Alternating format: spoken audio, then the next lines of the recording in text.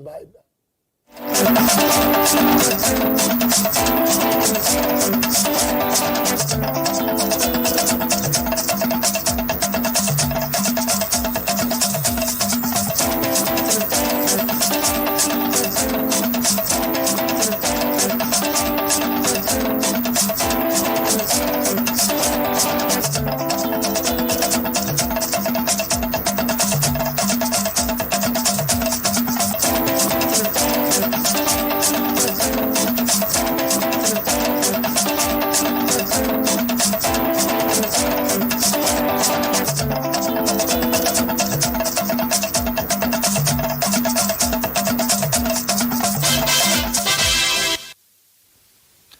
Hello and thanks for joining us on Nationwide. I am Dennis Adegunloye.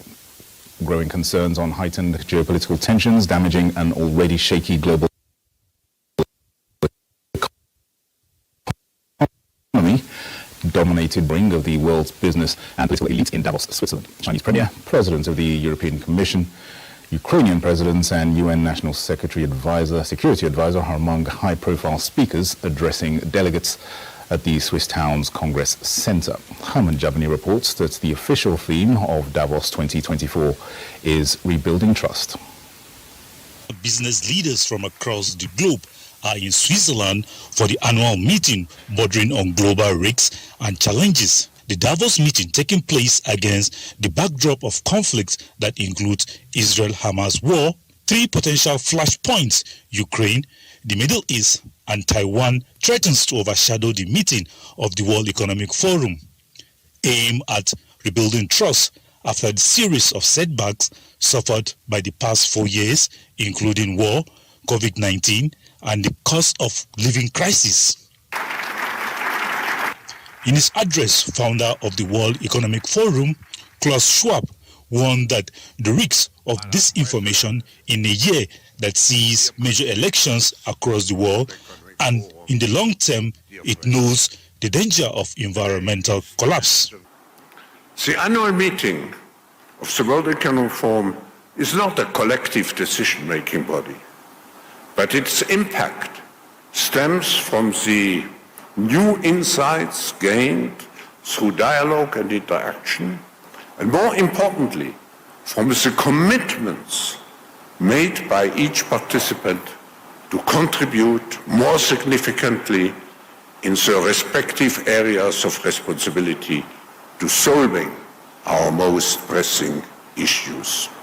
European President told the delegates that Ukraine's allies must guarantee stable support for Kiev amid questions over future support from the United States and EU, while Europe needs to improve in the field of artificial intelligence. In his address, Chinese Premier Li Qiang condemned green and technological trade barriers. He said looming climate and environmental risks are the biggest threat, as well as loss of biodiversity and increased competition for natural resources. Other world leaders across business, government, and broader society are expected to address the delegates. Herman Jabani, NTA News. The federal government is fulfilling its mandate of electrifying rural communities in the country. One of such communities at Bifila in Orire local government area of Oyo State got a 90 kilowatt peak KWP solar hybrid mini grid, which was inaugurated by the Minister of Power, Adebayo Adelabu. Lukman Hassan has details. Adafila, an agrarian community, for the first time has joined other parts of the country in enjoying a 24-hour uninterrupted power supply to the community via the use of solar hybrid mini grid. Inaugurating the 90 kilowatt solar hybrid alongside the managing director of Rural Electrification Agency, the Minister of Power, Adebayo Adelabu, noted that as a critical sector in developing the nation's economy, President Bola Tinubu will continue to ensure that electricity supply is stabilized in the country. Not only that it lights up the household, it also helps their businesses. It empowers them. Small businesses, organizers, hairdressers, barbers, they now have access to electricity, and through this, they are empowered to generate revenue. Members of the benefiting community explained that the mini hybrid supplies electricity to them 24 hours, therefore improving their socio-economic status. It's been a long time that we have been cropping for light, so nobody remember us. But they brought this one out, we thank God. We are really enjoying it. This solar is cheaper to use than generator, and I use it for my sachet water business. The hybrid solar mini-grid, which is part of the Nigerian electrification project, in collaboration with private and foreign partners, is to ensure that energy poverty becomes history in Nigeria. In Ibadan, Lokman Hassan, NTA News. Chief of Defence Staff General Christopher Musa and the Group Chief Executive Officer NNPC Limited, Milik Kiari, have inspected a vessel loaded with stolen natural gas liquid at Soporuza Baramatu Kingdom in Warri South area of Delta State. The Chief of Defence Staff reiterates that crude oil theft is an act of criminality that must be stopped immediately. Lydia Sampson reports. Armed with the resolve to stop crude oil theft and increase production in line with the renewed Hope 2024 budget, the NNPC Limited, in collaboration with Tantita Security Services Limited and security agencies, have sustained the onslaught on crude oil theft across the gamut and value chains.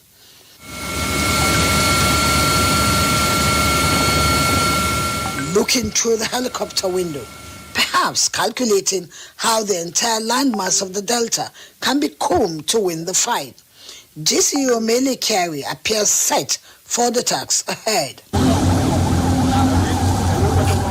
Finally, at Soporuza Baramatu Kingdom, the boat ride may be indicative of the multifaceted challenges ahead. The Group Chief Executive Officer and his team inspected the vessel on which 23 suspects were apprehended with 200,000 litres of condensate intercepted offshore Bayelsa State. The collaboration with top armed forces leadership brought the Chief of Defence Staff to the side, and he did not mince words in reeling out military warning. It's a high-powered delegation, all the way as directed by the Commander-in-Chief. We're here based on the report of the arrest of this ship that we're on, and I think it's a major achievement. It shows that we're committed in ensuring that we stop this criminality within the maritime environment. He reiterates that fighting crude oil theft is one fight the federal government is determined to win. Lydia Sampson, NTA News. And as nations transit from fossil fuel to renewable energy, the federal government is taking steps to ensure that Nigeria is not left behind in this global journey. This is the commitments from the Federal Ministry of Solid Minerals Development as the 5th edition of the National Council on Mining and Mineral Resources Development opens in Ilorin, Kwara State. Mia Ogidi tells us more.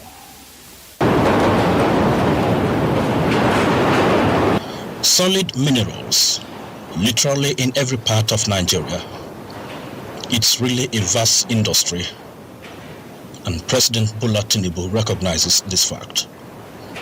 Beyond the recognition comes that moment of unbundling the sector. 2 ministries, Solid Minerals Development on its own now, Steel Development also on its own estate. Now time for concentration on the assignments given to each ministry.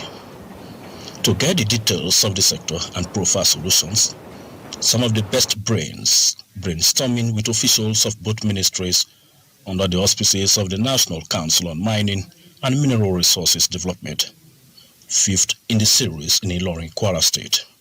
Permanent Secretary of the Ministry, Mary Ogbe, reminds participants of the federal government's commitment in gradually phasing out fossil fuel with the advent of electric cars and the need for the GDP from the sector to grow.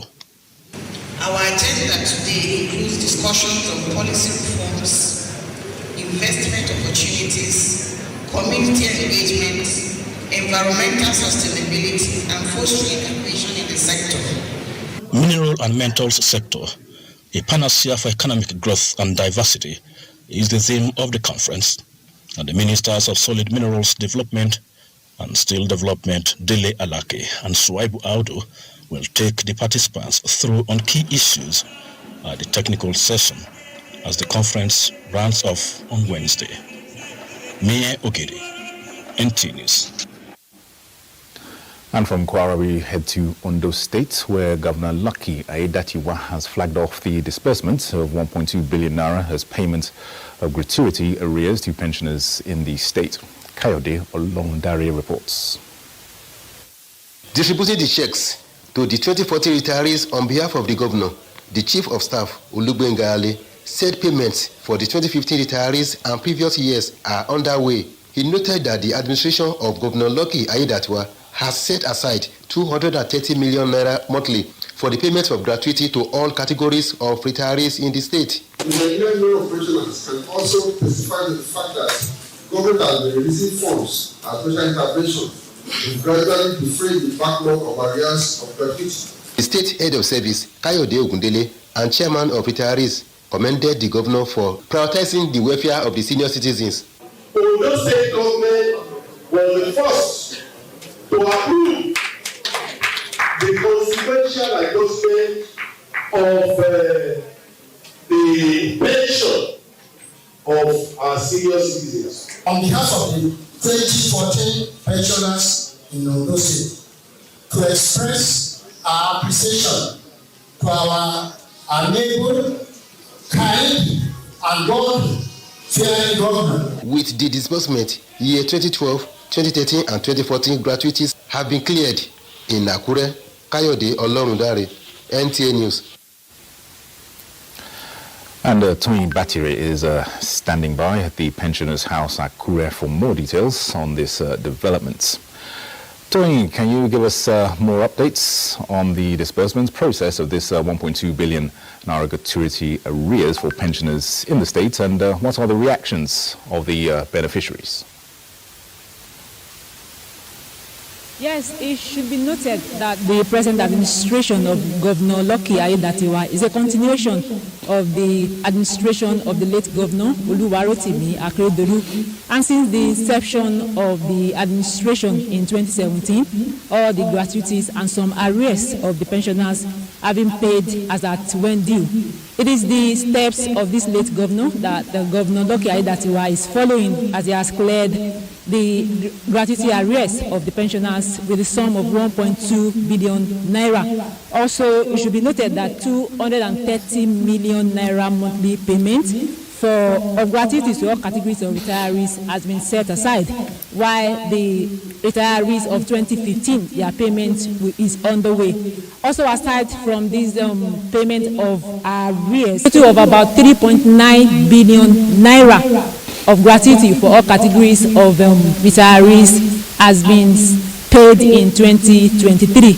With this development, pensioners in the state are appreciative of the kind gesture of the government, as they commended the government for prioritizing their welfare.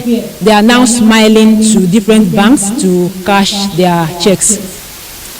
Yes, Tony, no doubt they're now smiling. Just give us a picture of how the situation was before now.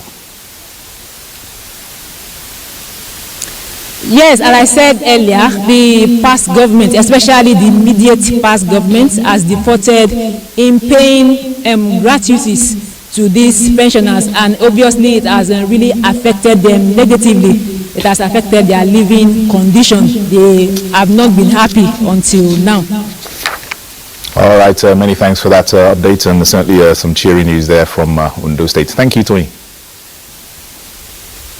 Thank you very much. All right, let's head to the courts now, where the Supreme Court has reserved judgments in an appeal filed by the PDP's David Umbugadu, challenging the victory of Governor Abdullahi Sule of Nasarawa State on conduct of the 2023 governorship election.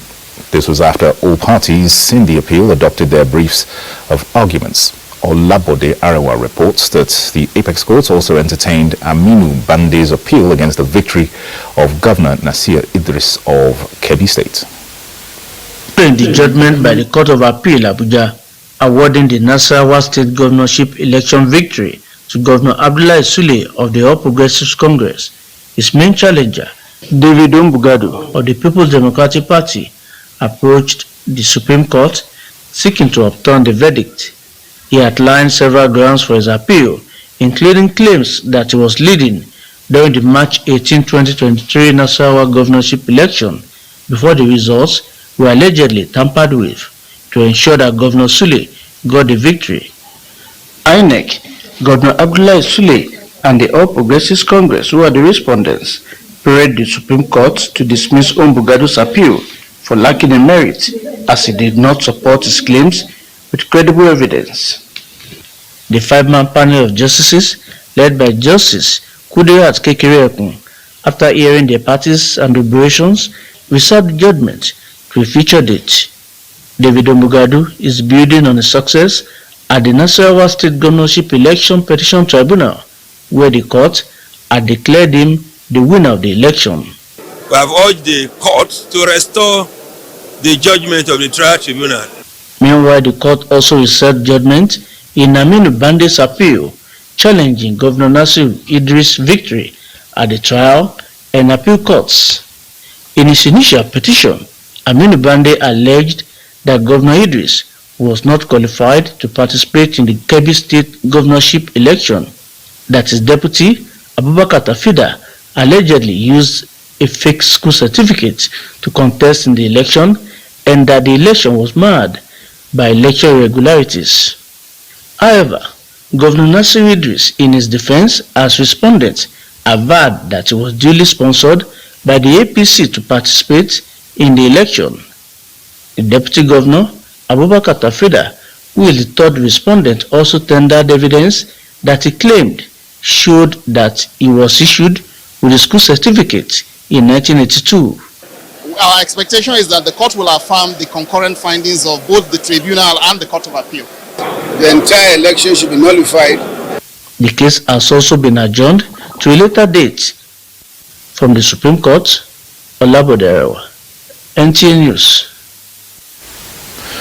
Minister of the Federal Capital Territory, Nyesom Wike, has encouraged residents of the territory with assurances of safety.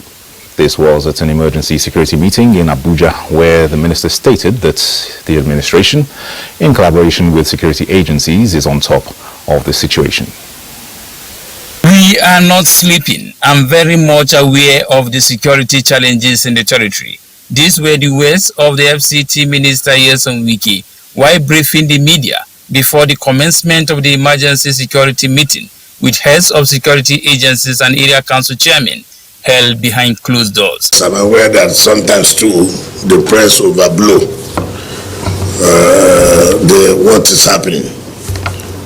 But all of us are concerned as the Federal Capital Territory that has virtually every Nigerian. We owe a duty to make sure that this place is safe. We'll do all we can, and we're sure Nigerians who reside here that there's no need for panic. Nyesom Wike also made it known that he will not be happy to receive the news of area council chairmen shying away from their responsibilities, especially when there are security challenges in their various domains. We have gotten reports that council chairmen travel anytime, and then if anything happens, of course, they will not call anybody's name. They will call the LCT minister.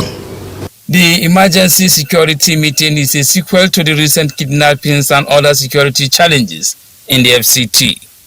Onoze Yakubu, NTA News.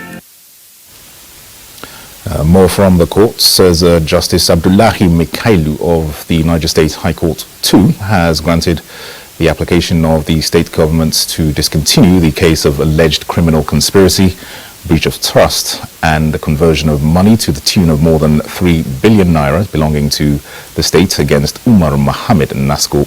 Mukhtar Wowo reports that this happened a few hours after the state government took over the prosecution of the case from the EFCC. Hours after being granted the application to take over the case of conspiracy and criminal breach of trust against a two-time PDP governorship candidate in Niger State, Umar Mohammed Nasko, the state government resumed proceedings without the involvement of the EFCC. The sitting kicked off with the Attorney General and Commissioner for Justice, Niger State, Nasrum Azu, drawing the attention of the court to his motion on notice applying to discontinue the case. Having no objection from the Defense Counsel, the court granted the application by the state government and discharged the defendant, Umar Mohammed Nasco. Made the application in the circumstance, and I said it is an interim application for us to be able to go back, look at it critically, then come back to court. Since the chief prosecutor of the state, which is the Attorney General, had applied to withdraw it, to discontinue it, I told the court to discharge and acquit him. And the judge declined. The defendant, Umar Nasco, was arraigned in 2017 alongside the former governor of the state, Dr. Ma'azu Babangida Aliyu, and the state PDP chairman, Tanko Beji, who were discharged in December 2023. This proceeding of January 2024 appeared to lay to rest the alleged case of corruption instituted against the trio by the Niger State government 7 years ago. Emina Mukhtar, NTA News. In other news, politicians have been advised to be sensitive in managing the diversity in society and be more inclusive in setting up their structure of governance as they celebrate their electoral victories. Discussing managing electoral victory on Good Morning Nigeria, political commentators also said the focus should be on development to foster political stability. Kemni Williams reports. The Supreme Court has laid to rest the disputes over outcome of the March 2023 governorship elections in 8 states: Lagos, Kano, Zamfara, Ebonyi, Plateau, Abia, Cross River and Bauchi states. As can be expected, while some politicians are rejoicing, others are protesting. Speaking on how electoral victory can be managed in Nigeria, political commentators on Good Morning Nigeria had divergent positions on how the victors should manage their victory. The ability of political actors to always understand that this is about service, then there is an extent to which you can go. We don't expect politicians to gloat, to think that, to celebrate too much. In fact, in normal times, we expect them to exercise magnanimity in victory, and we expect them to actually roll up their sleeves and demonstrate to Nigerians that they see the situation, they understand the pains of ordinary people. The commentators particularly urged the governments in Plateau and Kano states to invite the opposition for dialogue and reconciliation, be sensitive in managing the diversity in the society, and accord priority to the provision of infrastructure. It is not above our powers to make some amendments so that the outcry of the opposition, that they know that if they are the people ruling, they know better, then bring your better so that everything will be done to the benefit of Nigerians. And we are also going to do a serious post-mortem in our party to review, all the things that happened, before the elections, during the elections, and after the elections, so that the atmosphere of fairness and justice in the country, and opportunity is enhanced. They, however, urged the parties in opposition to continue preferring policies that aid growth and complement the job of the party in power, while also serving as a watchdog of government activities. In Abuja, Kemini Williams, NTA News. It's now time to join Adiola in our Lagos Network Center. Adiola, it's over to you. Dennis, series of extreme weather events characterized year 2023, with the United Nations declaring it as the warmest year on record. Accordingly, experts are calling on the nation's environmental stakeholders to intensify advocacy programs aimed at creating awareness on the need for strategic approach to mitigating the effects of global warming. The World Meteorological Organization has confirmed 2023 as the warmest year on record with a huge margin. Global temperature for 2023 exceeded the pre-industrial era figures by 2.43 degrees Fahrenheit. Experts have linked the many extreme weather events and natural disaster in year 2023 to climate change, warning that this could spiral into 2024. 2024 may be hotter than the year 2023. One of the things that will help in reducing the temperature, especially for urban areas, are trees. And our trees are being cut down indiscriminately by some states and without recourse to any environmental assessment to know the impact of this. Already, some states have started experiencing early rains and flash floods. Environmentalists consider this development as an early warning sign for all hands to be on deck. Lagos State, for instance, with its fast-growing population, is already bedeviled with the challenges of rising sea levels, coastal flooding, and erosion. Definitely, it should be taken as a warning and all the necessary measures to ensure that the drainages are effective, that drainage areas, either natural ones or ones that have been developed by the Lagos State government, should be left cleared and not blocked. Climatologists also say there's urgent need to check human actions that cause global warming, such as burning of fossil fuels, consumption of environment-unfriendly household items, pollution from transportation, and other factors. In Lagos, Larry Bilayi, NTA News. Nigerians have applauded President Tinubu's move in reduction of number of persons in his entourage for travel and those of the Vice President and their spouses. Respondents say the development has been long awaited as they expect other arms of government to imbibe similar policy.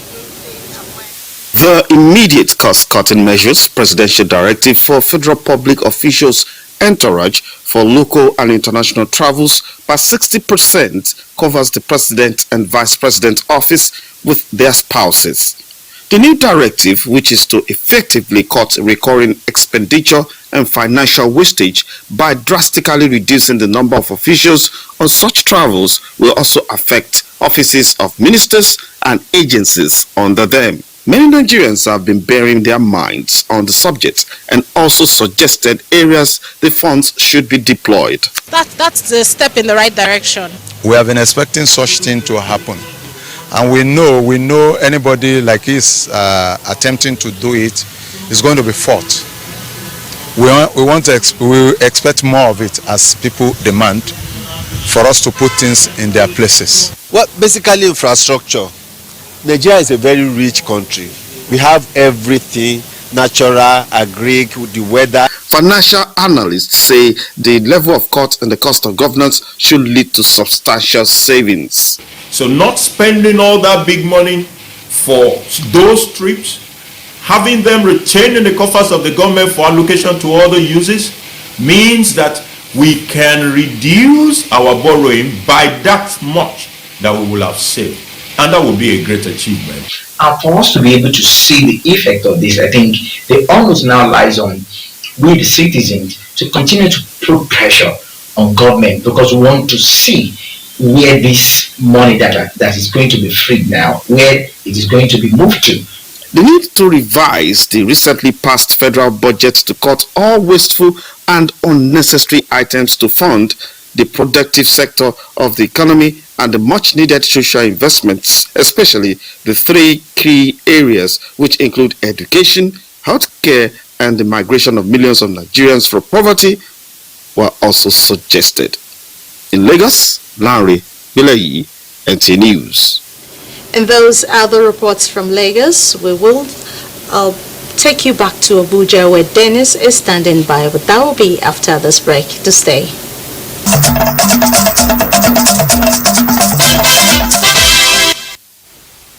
You're welcome back to Abuja. Now we're talking health, as inaccurate and inaccessible data are said to hamper advancements in cancer control in Nigeria. To address this challenge, the National Institute for Cancer Research and Treatments has organized a dialogue with partners on the effectiveness of cancer registration in Nigeria. Uche Ugochukwu tells us more. Nigeria, through the Institute for Cancer Research and Treatment, has shown dedication to a comprehensive and coordinated approach in the fight against cancer, which culminated in the launch of the National Cancer Control Plan 2023-2027. This is in the face of the challenges of credible and accurate data on cancer incidence, morbidity, mortality, and survival rates. The activities of cancer registry in the country has been dormant, and it was actually characterized by a kind of neglect, lack of facilities, funding to actually get the necessary equipment that are required for effective cancer registry, for data management, and lack of provision for human resource development in the area of cancer registration. This meeting is therefore geared towards enhancing data quality and availability in promoting effective cancer control, research, prevention, and treatment. The registration of cancer registries is an important part of cancer. So it's not just people get sick from cancer or are impacted by cancer. It's how many people have cancer in Nigeria. It's important for us to know what is the baseline, the incidence, the prevalence, that's how many people have it, and how many people live with it. At the end of this experience and intelligence sharing gathering, effective strategies for cancer care are expected for implementation in Nigeria. Uche Ugochukwu, NTA News. A project to establish more smart schools in the 36 states and the FCT with focus on infrastructure content development and training is underway. To this end, the Universal Basic Education Commission, UBEC, and the Korea International Cooperation Agency, KOICA, came together to dot the lines and cross the T's to bring the initiative to fruition. Christiana Akonde reports. As partner, KOICA is bringing the sum of $10.4 million to the table for the actualization of the project. The budget, more than $10 million will be directly used in the purpose of providing baseline and platform for smart school, working together with UBEC, and all the money will be reported to UBEC so that they can also monitor and manage the whole process. At the moment, the target of this level of education are most of them what we commonly call digital generation. And the emerging challenges globally suggest that any education program that did not, among others, assist the learners to get it better in smart education and skills acquisition, it is not complete. So it is on that note, the Commission equally suggests that federal government sustain this project, and state government in particular to ensure that this project succeeds. Unlike conventional schools, the smart school uses advanced technology and equipment in classrooms for better and effective learning. It is also about modern teaching and learning approaches. In Abuja, Christiana Akonde, NTA News.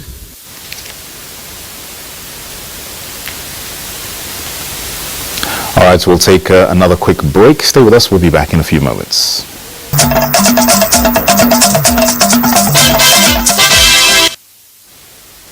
Thanks for staying with us. Persons with disabilities in Nigeria and development partners are currently in Abuja to set the agenda for full implementation of the National Disability Law. Elizabeth Omori reports on deliberations at the technical session to address concerns raised 5 years after passage. If you are pressed, you are outside, you have to hold it. Sometimes you hold it until you get back home, which is very dangerous for your kidneys. Rabi is just one of the 1.3 billion persons living with disability, as estimated by the World Health Organization. Some have had challenges, reasons. Former President Muhammadu Buhari signed into law the Discrimination Against Persons with Disabilities Prohibition Act. 5 years counting. There are challenges. In this session seeks to tackle bottlenecks hampering integration, mainstreaming of key policies, full inclusivity and accessibility. We are very concerned about children with disabilities. We think the law, even this Disability Act, does not really address specifically the issue of children. We also think that the Child Rights Act does not address the issue of children with disabilities. So that's something that we're looking to amend. We need to come together.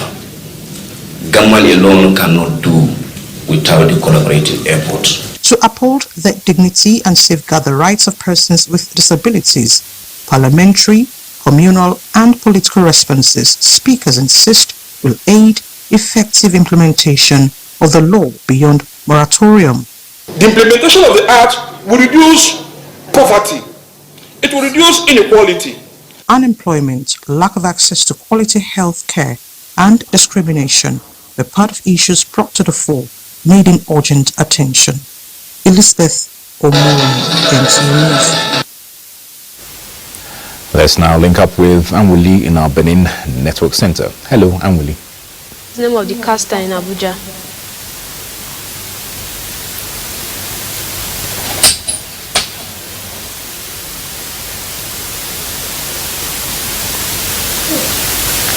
Okay, we're having some technical difficulties connecting with Anwuli. Maybe we'll get back to her a bit later on. Let's continue. The Commissioner of Police, Kaduna State Command, Ali Audu Dabigi, has deployed additional personnel along the Kaduna-Abuja highway to augment the existing ones on ground. Speaking during an assessment tour on the highway, the Commissioner says the action is to increase levels of security and build confidence of motorists and other road users. Adamu Sunday reports.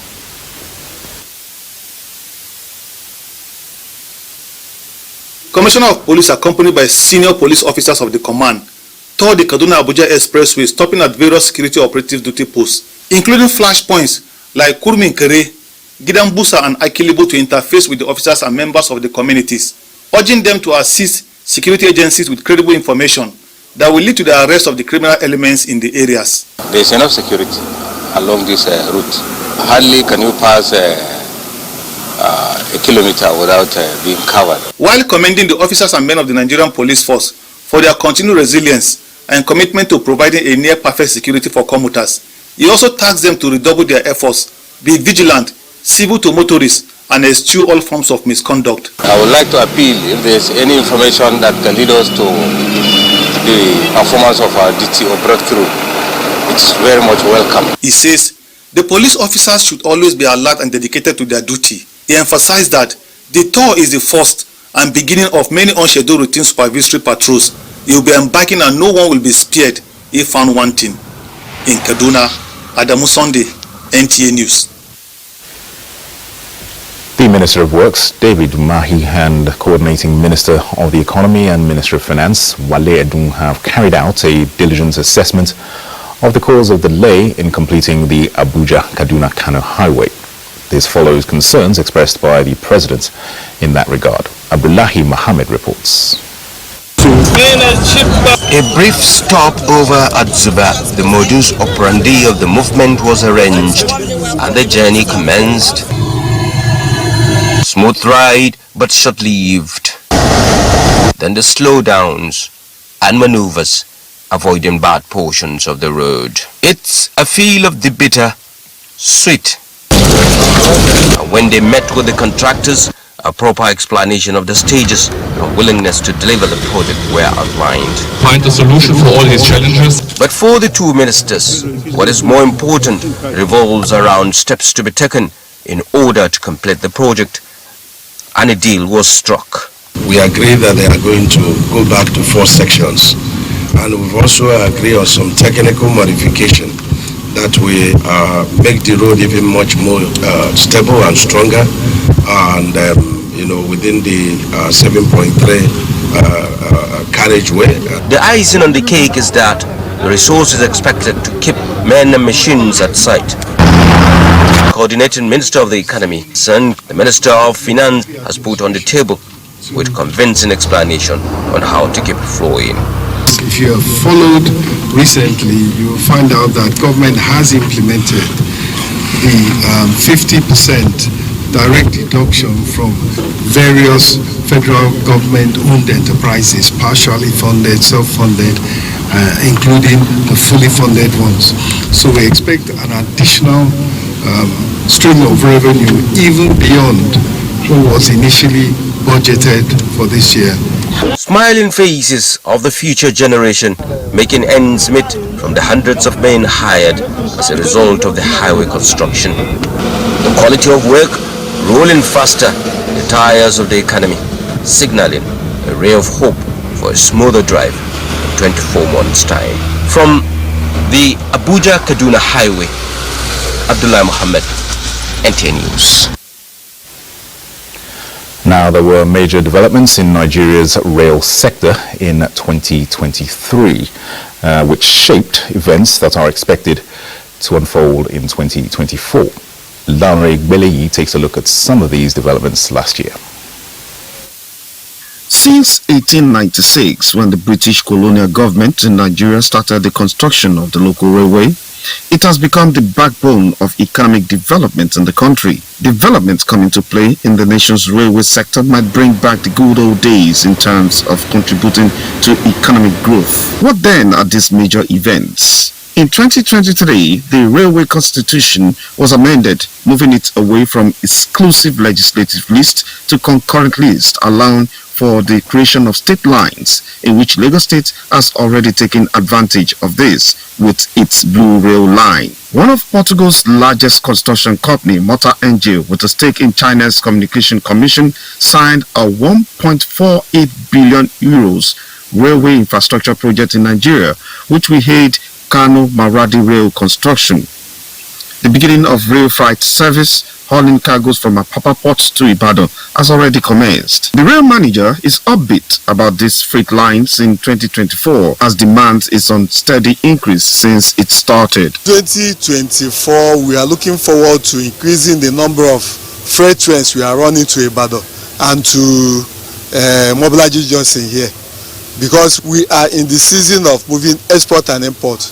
He also mentioned other areas of improvement that will be implemented in 2024. The passenger train, like just in the late quarter of 2023, we introduced the Apapa Kajola train on a standard gauge, moving from Apapa to Kajola.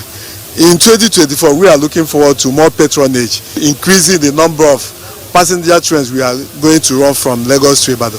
In terms of enhancing passengers' traveling experience services, some areas of improvement were identified. We should equally look at how we can, in a way, bring in some sort of, passenger railway interactive outlook, whereby they can be getting feedback directly from passengers. E-ticketing, it's a new addition in 2023. Where passengers can book reservations online. The rail manager said the process of e-ticketing will be perfected in 2024 and use the opportunity to call the attention of the public to areas of concern.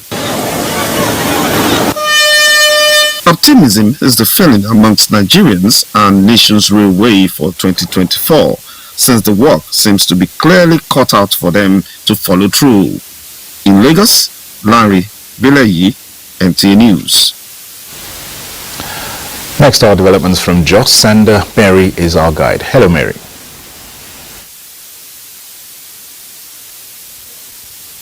Thank you for joining us in Jos. Governor Caleb Mutfwang says with his victory at the Supreme Court, efforts will be channeled towards rapid social-economic development of the state. He stated this at a reception in its honor in Jos. Grace Akweigotip has reports. Governor Mutfwang, who was elated by his victory at the Supreme Court, expressed appreciation to God and the people of Plateau State for standing by him during the litigations. Prayer altar to pray for this project. May the Lord God bless you. May the Lord God remember you. May the Lord God uplift you. The Speaker, Plateau State House of Assembly, the State Chairman of PDP, and other well-wishers congratulated the governor for the victory which they describe as well-deserved and appealed to the people to cooperate with the government for a united and prosperous state. I have confidence in the executive governor. For the past 2 months that I'm the speaker, we have worked closely, and I know it's a listening governor. I want to appreciate people all because the journey has been very tortuous ever since we started. But thank God the Lord has sustained us. Other stakeholders appreciate people of the state for their support and prayers, noting that the dark days are over. In Jos, Grace Akwegoti, NTA News. And that's our contribution from Jos. Nationwide continues with Dennis in Abuja. Thank you, Mary. Italian club AS Roma appoints Daniele De Rossi after Jose Mourinho's sack, and more national teams test strength in group matches at ongoing Africa Cup of Nations. Let's now join Olumide Eguntala on Sports Update. Spain's 2023 World Cup winner Aitana Bonmati was voted the best women's player of the year, while Manchester City's Pep Guardiola won the best men's coach award among other awards of the night. Back home in Africa, Group D and E actions take center stage Tuesday at the ongoing African Cup of Nations in Côte d'Ivoire. Tournament finalists Burkina Faso will begin their quest to win the title with an opening game against Mauritania. The two nations have met on 4 occasions in all competitions, with Burkina Faso winning 2 of the matches. Mauritania recorded a win and a draw. Group E opening game is between 2004 champions Tunisia against Namibia, searching for their first title at the Amadou Koulibaly Stadium. The two nations met once, with Tunisia running away with a 2-0 win in an international friendly match in 2007.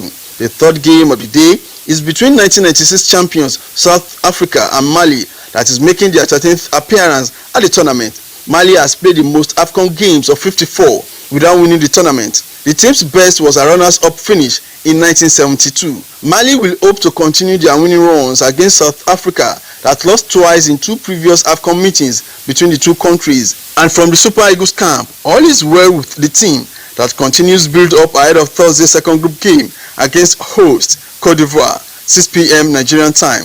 Alhassan Yusuf, Kelechi Iheanacho, Victor Osimhen, among others, were cited at the team's training sessions. In tennis, Naomi Osaka said she has no regrets after first-round exit at the ongoing Australian Open. She lost 6-4, 7-6, 7-2 to French 16th seed Caroline Gracia.